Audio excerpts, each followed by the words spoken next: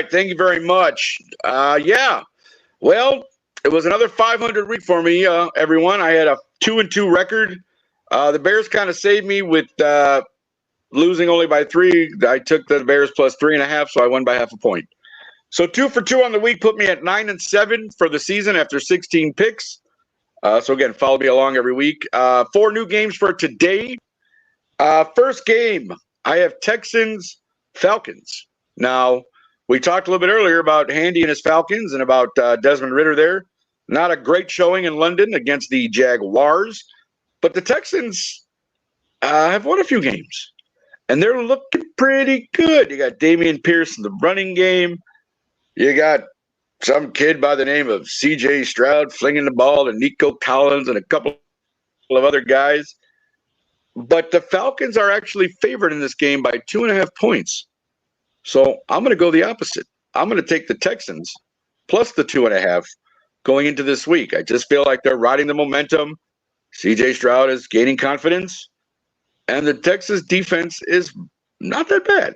So I'm going to go take the Texans in this one, plus 2.5 points against Los Falcones. Next game on the docket here, Chiefs-Vikings. Now, we've talked about the Vikings earlier too. You know, it's funny because you look at the stats for Kirk Cousins, and as always, Kirk's slinging the ball. He's got his touchdowns. He's got his yards.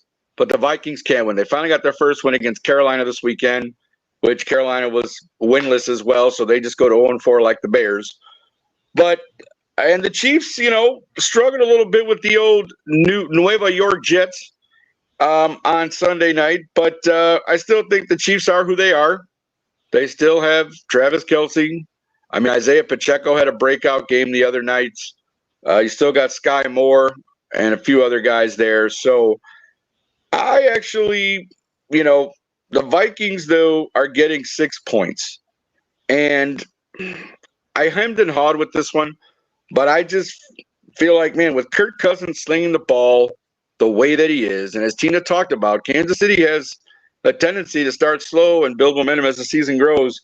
I'm actually going to, maybe a little bit of an upset for some people, I'm going to take the Vikings plus those 6 points. And I think we're going to get a shootout this weekend in Minnesota. Next game, Jets-Broncos. Tina. Zach Wilson. Russell Wilson. The battle of the Wilsons. The Broncos are actually favored in this game. They're minus 3 points. And yeah, at first I was gonna leave this game alone, but I was actually impressed with the way that Zach Wilson played on Sunday. And I'm just gonna say it, the Jets have a better defense than the Broncos, especially in the corner position with Mr. Sauce Gardner. So I'm gonna take the Jets plus those 3 points. I will take the Jets. Sorry, Tina. Over the Broncos, plus 3 points for this game this weekend. The game is in Denver, though, so you never know. The higher may get the New York Jets. Who knows?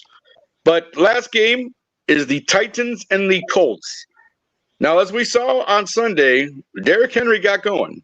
And what happens when Derrick Henry gets going? The Titans win because he's a big part of their offense because Ryan Tannehill is Ryan Tannehill. He can still throw, but if he doesn't have to, why should he? You got Derrick Henry. But they're playing the Colts this weekend, and this is more I'm picking this game because I just feel like the Titans will win. The spread was only 1 point.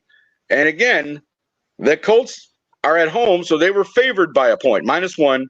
So I'm going to go ahead and take the Titans pretty much in a straight-up pick, plus 1 point. I'll take the Titans over the Colts this weekend. So to recap, we have Texans plus 2.5 over the Falcons, Vikings plus 6 with the Chiefs, Jets plus 3 with the Broncos, and the Titans plus 1 against those Indianapolis Colts. So that's Nick's picks for this week. Again, I am 9-7 on the season so far. So we'll see what happens this week with these 4 picks. But again, follow along. And yeah, I'm here every week. Tip your waitress. So we'll go with that. But thank you again, everybody. Oh, Sean even commented. What did you say, Sean? Say, at least we are 50-50 with you. No, I'm again 9-7. I'm above 500. All right. we're good to go. I mean, last year I finished under 500, so last year was not a great year for me. 9-7, again, couple games that I picked that totally went the opposite way of what I thought. That happens. I'll take 9-7 after 16 games because it's been a crazy season so far.